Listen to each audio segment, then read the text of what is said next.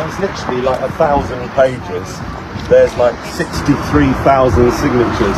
This is the petition that you guys have been signing, and there's all over the world, from Canada, from America, from the USA, from the Middle East, from Jeddah, from Dubai, all over the Philippines.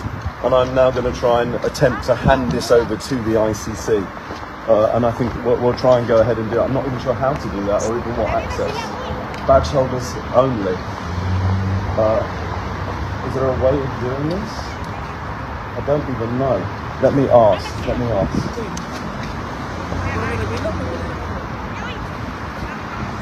Of visitors. Maybe don't come inside, just wait outside.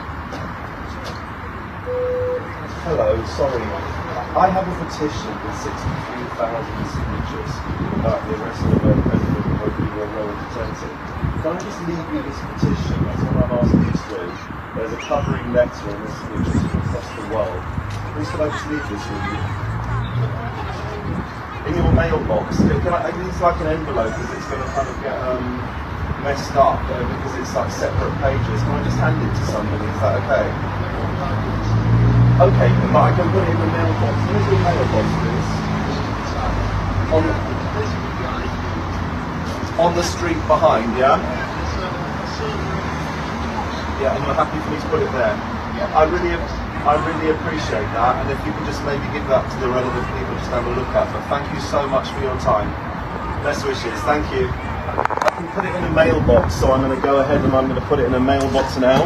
But let me just read out what it says first.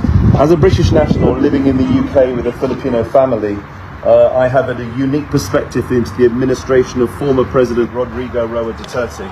I was an informal blogger lending my voice in support of his government and efforts for the Filipino people. I was even invited to meet with him at Malacanang Palace in Manila, a testament to the openness and accessibility of his administration. However, my support does not blind me to the need for justice and accountability when charges have been levied. Therefore, it is important that the International Court tackles their investigations thoroughly, but also fairly and with due consideration to the circumstances of all involved. President Duterte was recently brought to the ICC. While I believe in the principles of international justice, I hold deep reservations about the process. Specifically, I believe the right to a fair trial includes the defendant's access to their medical team and carers, particularly when they are of an advanced age and with health concerns. We should not forget that this is the principle reflected in Article 14 of the International Covenant on Civil Rights and Political Rights, which stresses fairness in the process of justice. A mechanism such as a video-linked trial should be considered to allow former President Rodrigo Duterte as much fairness as possible. In light of this, we call on the International Criminal Court to take into consideration this call for fairness. Allow President Duterte, like any other defendant before the court, the opportunity to defend himself while having access to necessary medical team and carers throughout the course of this trial. We affirm the necessity of justice, but it should be served in a manner that respects rights and dignity for all. So basically what I was saying here is, what I was hoping is, rather, I did this petition before he went to the ICC, and I was, no, let me put this right. I put this petition the second I realised he'd been arrested, and I was hoping that there could have been some kind of pre-trial in Davao. As I've said before, to take him on a 21-hour journey and to fly in thousands of miles for what is a 25-minute hearing seems unfair. Nowadays we have video links, you know, you can go through a court process via video, and I believe that would have been much more appropriate in terms of his age.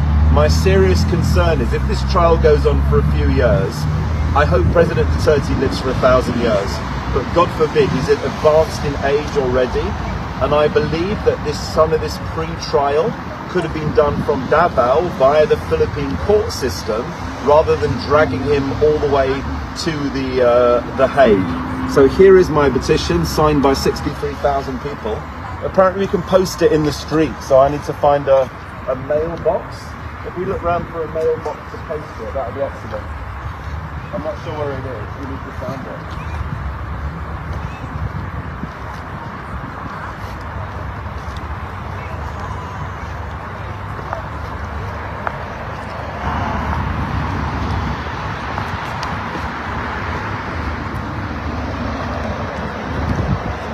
Is it there? I don't know. Look, there's a silver box down that end.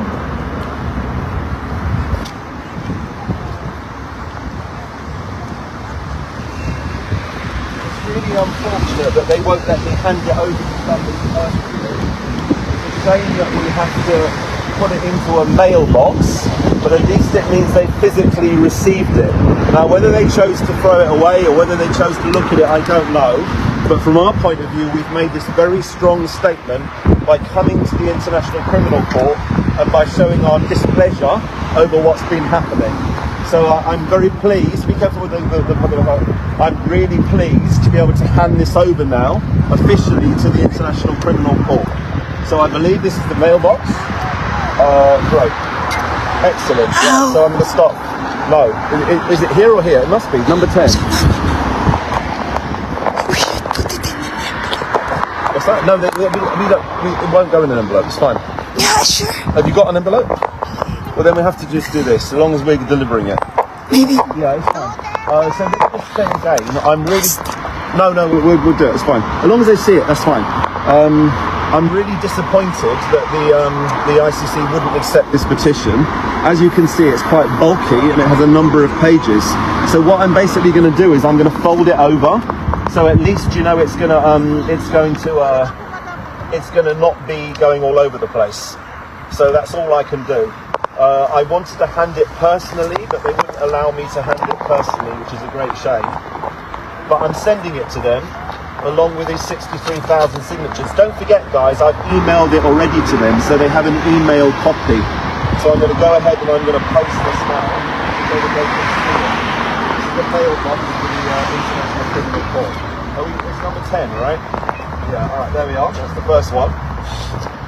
So now they can see our petition. They can see the fact that people from across the world have signed this petition. So we're going to go ahead now, we're going to post the next lot.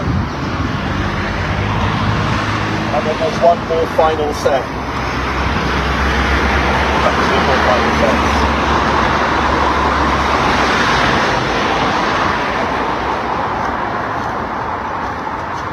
And the final set here.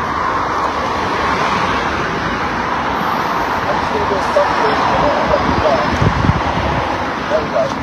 So guys, I'm really disappointed that the International Criminal Court, a place that's supposed to be fairness, accountability, justice and due process, they physically wouldn't take the petition, and it's meant that I've had to post it in a mailbox that I'm very unhappy about.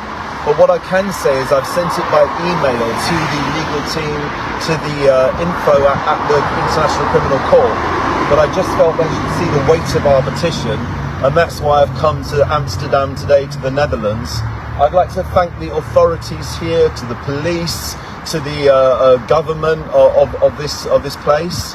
And yeah, I think we've done what we needed to do. I'd also like to thank European Pinoy Media Network as well for very kindly helping me, driving me along. You know, these people are impartial, they don't get involved in politics at all. But very kindly, because I've come to Amsterdam, they very kindly agreed to drive me around and to help me and support me. I'd like to thank each and every one of my followers. I will be back. I'm coming back to Amsterdam. I will not stop until I believe that President Rodrigo Duterte